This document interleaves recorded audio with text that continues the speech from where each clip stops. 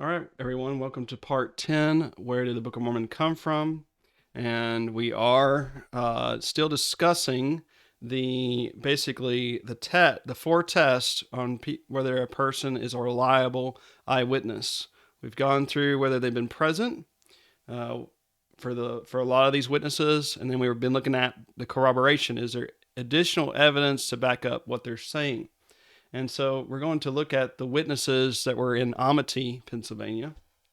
And we see that with Joseph Miller and Reddick McKee, we even in Mr. Miller's statement, he said he helped to make the coffin.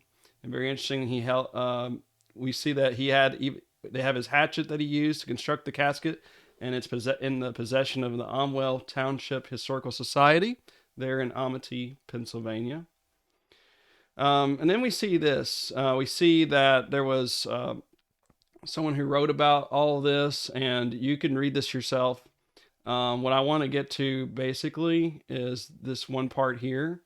I'll stop it here, and people can, read it yourself for later if you like. But we're going to look at this part here.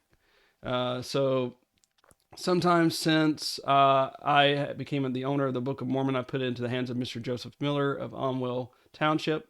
After examining it, he makes the following statement concerning the connection of Reverend Solomon Spaulding with the authorship of the Book of Mormon. Mr. Miller is now in the 79th year of his age. He is an elder in the Cumberland Presbyterian Church. His judgment is good. His veracity is unimpeachable. He was well acquainted with Mr. Spaulding while he lived at Amity. He waited on him during his last illness. He made his coffin and assisted to bury his remains where they now lie, in the Presbyterian graveyard at Amity. He also bailed Mr. Spaulding's wife when she took out letters of administration on his estate. Mr. Miller's statement may be relied on as true. J.W. Hamilton. And that's written down in the history of Washington County, Pennsylvania. And then we have this here. Joseph Miller, Esquire, an old and highly respected citizen of Amwell Township, sends us by hand of Reverend J.W. Hamilton of Amity the following communication, which originally appeared in a magazine entitled The Evangelist of the True Gospel, published at Carthage, Ohio in 1839. Mr. Miller has on various occasions heretofore furnished us with many interesting incidents connected with the career of Solomon Spaulding and the origin of the so-called Mormon Bible. The present contribution, which consists of a statement from the wife of Mr. Spaulding, seems to furnish conclusive evidence that the manuscript found written by her husband in the Book of Mormon are one and the same. Time would fail me, as well as the patience of my readers would become exhausted were I to recount and recapitulate the battles in which officers and um, wait, yeah, and that was another thing in history of Washington County. Sorry, that was another thing. And then we have even here, we have that Joseph Miller, as you can see down there, and this is talking about, got the names and present ages of the survivors of the War of 1812 residing in Washington County in 1870. So I just want to show you that Joseph Miller was living there in Amity at that time. All right, then we have Mr. McKee, and we're going to look at what's said about him. Having already given you the instance which led me to my unexpected removal to Amity and intimacy with Mr. Spaulding in 1814, I will now parenthetically and briefly remark that I removed from the village in 1816 unexpectedly under the following circumstances. Mr. Hugh Jelly, senior partner at Pittsburgh, died in the summer of 1816, and knowing that a settlement of the firm's business would be necessary, and having learned all that pertained to the management of a country store, I wrote the surviving partner that I wished to resign as soon as he could find a suitable successor. In about a month, I was relieved by Mr. Douglas, a nephew of Mr. Jelly's, and bidding farewell to Mr. and Mrs. Spaulding, Mr. Miller, and other friends, returned to my old city. I may be pardoned for adding that I was congratulated by my friends on my healthy and improved appearance, and especially on the success of my administration at Amity, which they said was profitable and highly satisfactory to my employers and creditable to myself. Refraining from any further details of a biographical nature, I will make no mention of the events of my subsequent busy life, but merely remark with gratitude to the Almighty that in all my varied experiences and exposures by flood and field, during the more than 70 years since I lived at Old Amity, a kind of providence has preserved me in good health, free from any serious illness or bodily disaster. And then we actually have McKee's obituary, and this is what it said about him. Reddick McKee Esquire, well known to many of the older readers of the Banner, died at Berkeley Springs, West Virginia on Monday evening, September 13th, in the 86th year of his age. And that's really interesting of Berkeley Springs because I've actually been there long time ago. Actually, we did some door knocking campaigns there. His death was sudden and unexpected. A private letter from him of September 9th was received at the Banner of Office September 11th, relating to work which he had then in contemplation. Mr. McKee was born September 7th, 1800, at McKeesport, Allegheny County, Pennsylvania, which town his father was the proprietor and founder. In early life, he was in such delicate health that he was not expected to reach maturity, and for the same reason, his school education was limited to about 4 months. His mother, however, well fulfilled at home the office of a teacher. A few years of life on the farm of the uncle so far invigorated his health that in his 12th year he entered the employment of Messrs. Hugh and James Jelly, who conducted an extensive mercantile business in Pittsburgh. So rapidly did he develop a faculty for business that 2 years afterward, and while in his 14th year, he was entrusted by his employers with the management of a branch store which they established at Amity, Washington County, Pennsylvania, with a stock of assorted goods amounting to $5,000 or $6,000. Here he remains nearly 2 years, during the whole of which time he boarded with Reverend Solomon Spaulding, whose name has been so often mentioned in connection with the authorship of the Book of Mormon. So I think it's pretty clear that we have a additional evidence that these men that were collaborated and that show that they were present there when Spaulding could have read his manuscripts to them, or if they read his manuscripts. All right, so were they accurate? Well, we want to give proper time to this one, and also were they biased.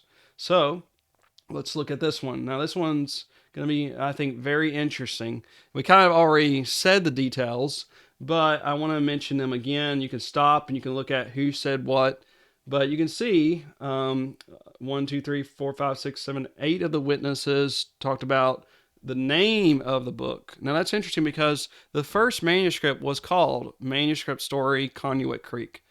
But all these 8 witnesses, they mention the title and they call it Manuscript Found. That should give us to show that, hey, this is a totally different book. Second one, historical novel. As you can see, a lot of the witnesses there. And then the first settlers, 1, 2 of America, 1, 2, 3, 4, 5, 6. And then the descendants would be Native Americans, 1, 2, 3, 4, 5, 6. The journey from Jerusalem, and that's very interesting because in the manuscript story, it's not a journey from Jerusalem. It's actually Fabius and the Romans actually were Constantine. They lived during the time of Constantine, so they were no way near Jerusalem. Okay, so they were probably in Constantinople or Rome. I can't remember exactly where they were, to be honest with you. But we know they journeyed.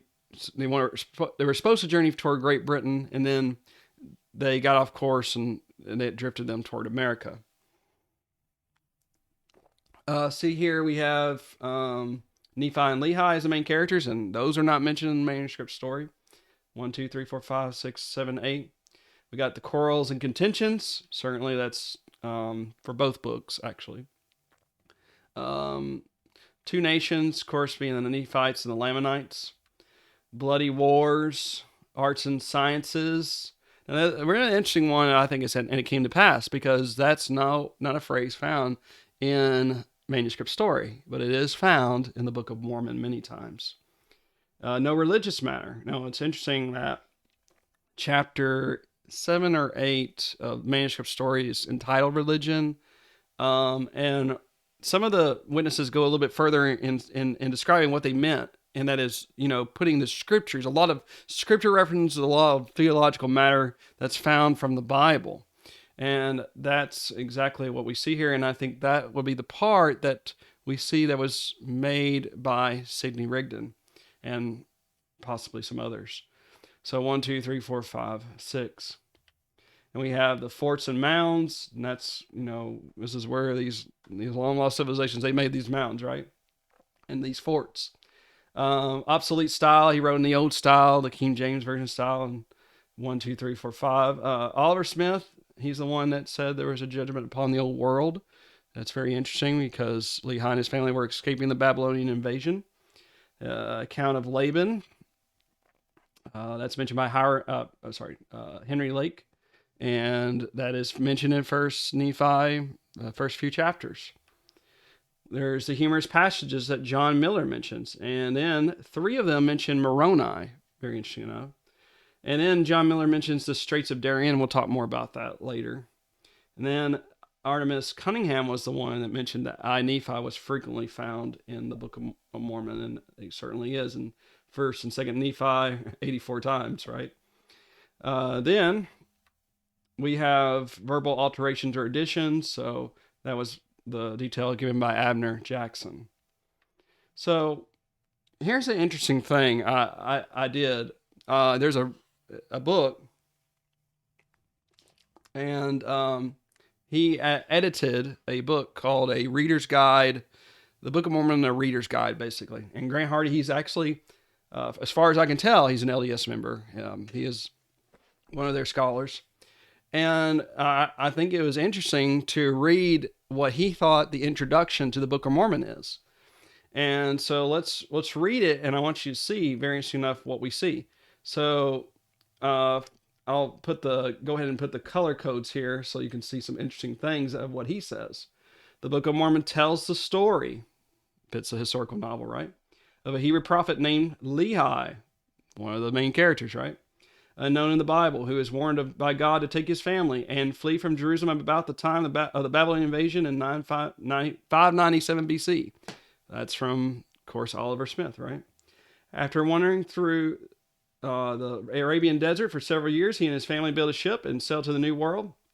There, the group quickly divides along religious lines, so the quarrels and contentions, with one brother, Nephi, the other main character, the son, one of the sons, leading the more righteous members deeper into the wilderness, and 2 older brothers, Laman and Lemuel, retaining control of the majority of the family.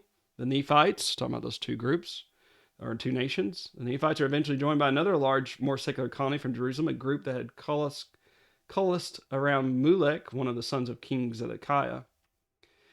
There, the group quickly divides along religious lines with one brother. In the meantime, so that part, that would be the Nephites there. In the meantime, the Lamanites, the other ones, possibly emerge with other indigenous people, for their number are always greater than the combined Nephites and Mulekites. The Book of Mormon chronicles the continuing conflicts between the Nephites and Lamanites, the bloody wars, and give particular attention to the last 150 years before the birth of Jesus, when a Christian church of anticipation is set up among those Nephites who believe in the prophecies of the coming Messiah. The basic historical narrative is supplemented by records of wars, migrations, missionary journeys, sermons, letters, prophecies, and quotations from the Hebrew Bible, and that is the no religious matter. Finally, after his death in Jerusalem, the resurrected Jesus appears to the Nephites at a time of political and environmental upheaval to affirm his church, clarify doctrine, preach a version of the Sermon on the Mount. A 200-year period of peace, prosperity, and unity ensues, which is recounted in fewer than 3 pages, followed by the resurgence of the ancient divisions of Nephites and Lamanites and the complete destruction of the corrupt Nephite society around AD 385. The last Nephite prophet, Moroni, which is mentioned by some of the witnesses, closes the book with the addition of a brief record of an earlier pre-Nephite people, the Jaredites, who sailed from the Old World to the New World at the time of the Tower of Babel and were destroyed by the factional fighting caused by their wickedness. In the early 1800s, Joseph Smith was troubled by all the denominations around him. He wanted to know if he could discover the true church. He supposedly had a vision in which he saw 2 persons, the Father and the Son, who told that he would be the one to help prepare the restoration of the original church. On September 21st, 1823, Moroni appeared as an angel to Joseph Smith. He told Smith about the plates and showed him where they were located. The next day, Smith went to the hill Cumorah, where they were located, and opened the stone box to see the plates. So that's the record hidden in the earth. But he was not allowed to take them. And after 4 years, Smith was allowed to take the plates and scribes, and helped Smith as he dictated the translation. The story is presented as the work of the prophet General Mormon, which is another character mentioned. Moroni's father. Let's see here. Who took time from his military campaigns to compose a book-length summary of records originally written by a long line of Nephite prophets, a sequence of texts known collectively as the large plates of Nephi. And at some point, Mormon added to his own abridgment the small plates of Nephi, another early text that covered the events of the first generation of Nephites from a more religious perspective. All these records, including those of the Jaredites, were said to have been written on thin sheets of metal. In addition, Lehi's family had also brought from Jerusalem a complete set of Hebrew scriptures engraved on metal, which they called the plates of brass. The last Nephite record keeper, Moroni, buried his father's plates with a few of his own commencement in the abridgment of the Jaredite records sometime around AD 421. So you can read that in the Book of Mormon Introduction, a Reader's Edition. Now, interesting enough, Cowdery they actually made an interesting note that the Mormons have systematically removed more than 1,000 instances of the phrase "and it came to pass" or some variation thereof from published versions of the Book of Mormon over the years, allegedly for the sake of improving clarity and continuity.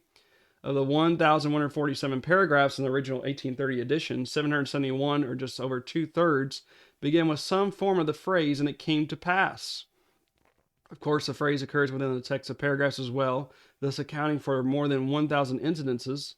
Certainly, such extensive use of this phrase is not derived from the Old or New Testaments, wherein the phrase "and it came to pass" or variants thereof appear only 73 times in the entire King James Version of the Bible. Neither does it occur with such frequency in any other of Joseph Smith's extensive writings, nor in Solomon Spaulding manuscript story Conduit Creek. So that's another detail. And remember that they nickname Solomon Spaulding "Oh Come to Pass." So I find that very interesting. All right, here's another one. We already mentioned this. The arts and sciences, right? And you can see this when you look at Esther, Mosiah, Alma, and Mormon. Like the coin system, I believe in Alma chapter 11, if I remember correctly. Then we have the old obsolete style. I mean, you got the ETH, and he saith, and I'm not going to try to do it, but there is some of that in the Book of Mormon. Nephi, of course, found 84 times and 60 times in First Nephi and Second Nephi, about 23 times, I believe. Here's also what Grant Hardy said. It says it imitates the style of the King James Bible. I thought that was interesting. Even a cursory glance reveals that the Book of Mormon wants to be seen as a companion to the Bible. It is divided into books named after prophets, biblical phrases, and even chapter-length quotations are scattered throughout, and is written in the diction of the authorized version, including the general use of archaic words such as thou, doth, hath, and all manner of verbs ending in ETH. Like I was saying, the style of English marked the Book of Mormon immediately as scripture, but the King James set a very high literary standard, and the Jacobean forms are not always employed consistently. Even after the many additional changes that sought to regularize these forms, the Bible-like impression of the text was enhanced in the first edition of 1830, published in binding modeled on mass distribution Bibles of the time. Since 1830, the LDS Church has further emphasized the biblical nature of the Book of Mormon by dividing it into numbered verses with cross. Now, this is interesting to me, with cross references and double columns, and adding brief summaries at the beginning of chapters, and extensive cross references, and a new subtitle, Another Testament of Jesus Christ. So there actually came a time when, it did have chapters in the original 1830 edition. You can look this up, but it did not have verses. Very interesting enough, and that to me shows the nature of it once being the historical novel. But okay, so and then the account of Laban. So I remember Henry Lake had said one time when he was reading to me the tragic account of Laban, I pointed out to him what I considered an inconsistency, which he promised to correct, but by referring to the Book of Mormon, I found to my surprise that it stands there just as he read it to me then. And then Robert Passion Jr. says also that an incongruity occurs in the story of Laban, where Nephi says they did speak many hard words unto us, their younger brothers, and they did smite us even with a rod. Whereupon an angel appears and says, Why did ye smite your younger brother with a rod? Consistency would require the number, whether the plural or singular, should be the same in both sentences. The oversight is itself a trifle, but its occurrence in both the Spaulding manuscript and the Book of Mormon is an unanswerable proof of identity. And then there's remember that Joseph Miller and Matilda McKinstry had written about the red paint on the foreheads. So, on hearing read the account from the book of the battle between the Amalekites and the Nephites, in which the soldiers of one army had placed a red mark on their foreheads to distinguish them from their enemies, it seemed to reproduce in my mind not only the narration but the very words as they had been impressed on my mind by the reading of Spalding's manuscript. And that's found in Alma 3, 1 through 5. You can look that up. There's the Straits of Darien, and that's interesting because Miller says when Spalding divested his history of its fabulous names by a verbal explanation, he landed his people near the Straits of Darien, which I'm very confident he called Zarahemla. But what's interesting is Darien's not found in the Book of Mormon. Now, when I typed in the Google Maps, I wanted to know, okay, is Strait of Darien is what I put in, and an obsolete definition of an isthmus is a strait. So just a strait. And very interesting enough, look at where it's located. I find that very interesting in the Isthmus of Darien, where they would have located. Now, if I remember correctly, with regards to the first manuscript story, I think it was they landed near Chesapeake Bay, if I remember right. So that's another difference between those two manuscripts. But I could be wrong about that. So that's why I'm saying this. But why use straits? And I think, of course, Miller did not understand the plural, right? And then, interesting enough, in Ether 2, 19 and 20, says, I'll just read that last part there. They built a great city by the narrow neck of land, by the place where the sea divides the land. Is that alluding to that? We don't know. That's a question. Good question. Then John Miller says there were some humorous passages, and I already told you that I think that one of the funniest things is just the names of some of these people: Moroni, and also some of the city names. And I'm not trying to make fun, but I mean, you read some of these names, and it produces laughter. I'm sorry. Ether 2, I mean, read about the barges once again, which had to be made from a length of a tree. I mean, which tree? Be more specific. Ether 15, 29 through 31. Once again, it says, and it came to pass after he had smitten off the head of Shiz, that Shiz raised up on his hands and fell, and after that he struggled for breath, he died. I mean, take it for what it's worth, right? Then there's a sentence of American Indians. Definitely that's what they believed. The early Mormons believed that. And it does seem to indicate that in the Book of Mormon as well. Forts and mounds. There's forts found there, and there's mounds, I think in Mormon, if I remember correctly. The no religious matter, of course, referring to the scriptures, and we're going to talk about that in just a moment. If Rigdon was involved, and he's the creative mind behind putting the scriptures and theological content. Now, it's possible that Solomon Spalding might put a little bit, just like he did with manuscript story. But here we see Rigdon do this a lot. So there's where I'm talking about with the red mark on the foreheads. If you want to read about that, you can read that at the end. For they had marked themselves with red in their foreheads after the manner of the Lamanites. And that story is not found in manuscript story.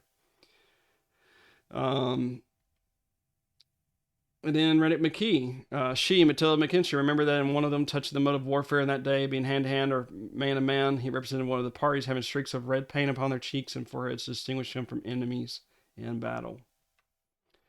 All right, now here's an interesting thing about we're talking about now with regards to the no religious matter and how that religious matter did get supplemented into the Book of Mormon. So it's interesting to me that you got the historical narrative and chapter 1 through 210.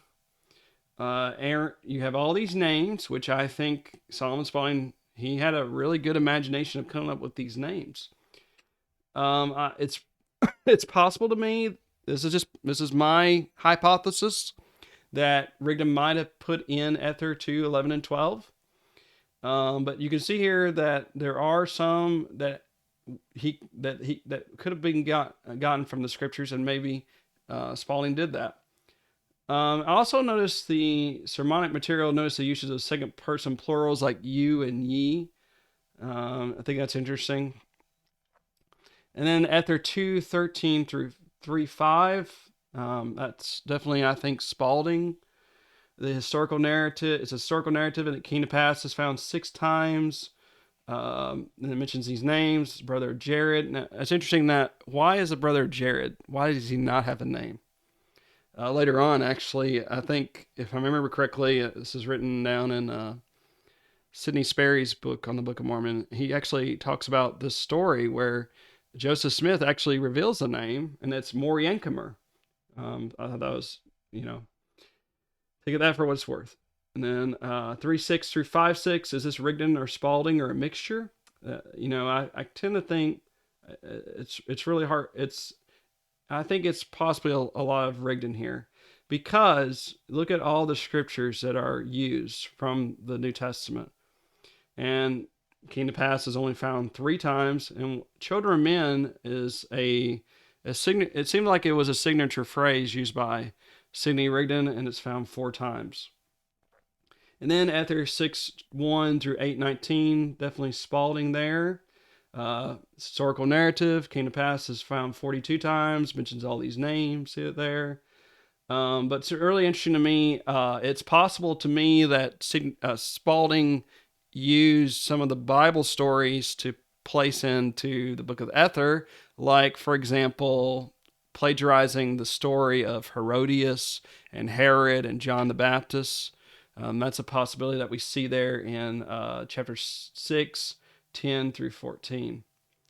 It seems to be the case that Ether 8:20 through 26 might have been Rigdon. And notice again the sermonic material and Gentiles and children of men. And then there's historical narrative again, chapter 9, verse 1 through chapter 12, verse 3a. A Spalding historical narrative came to pass is found 53 times, mentions all those names. And then you got just a few, verses. Now, the interesting thing, I think, and we're going to come back to this one, but I'm very certain that chapter 12, almost all of chapter 12, is basically Rigdon. And the reason I would say that is, well, not because there's not just a historical narrative, but look at all the scriptures that are used from the Bible, friends. I think that's very interesting, and it's sermonic material. Children of men is found 4 times. And then once again, you go back to chapter 13, verse 13b through 15:34, and I think it's Spalding. It's a historical narrative, and it came to pass is found 46 times, mentions all those names, and just a few scriptures placed in those. So that's my thoughts on that. Now, interesting enough, John Spalding, he wrote another statement later on, and it says that Solomon Spalding was born in Ashford, Connecticut, 1761. He graduated at Dartmouth College and was afterwards regularly ordained a minister, and after preaching 3 or 4 years, he gave up his profession, commenced mercantile business in partnership with his brother Josiah in Cherry Valley, New York, where he soon failed. In 1809, he removed to Conneaut, Ohio, where he engaged himself in building an iron forge, but in this business also he soon failed. Casting about him for some method of retrieving his losses, he conceived the design of writing a historical romance upon a subject that much muted in the scientific world, the origin of the Indian tribes. This design he carried into execution between 1809 and 1812, and the produce of his labors was a novel entitled The Manuscript Found. In this work lies mentioned that the American continent was colonized by Lehi. Now this is interesting, the son of Japheth, who sailed from Chaldea soon after the great dispersion and landed near the Isthmus of Darien.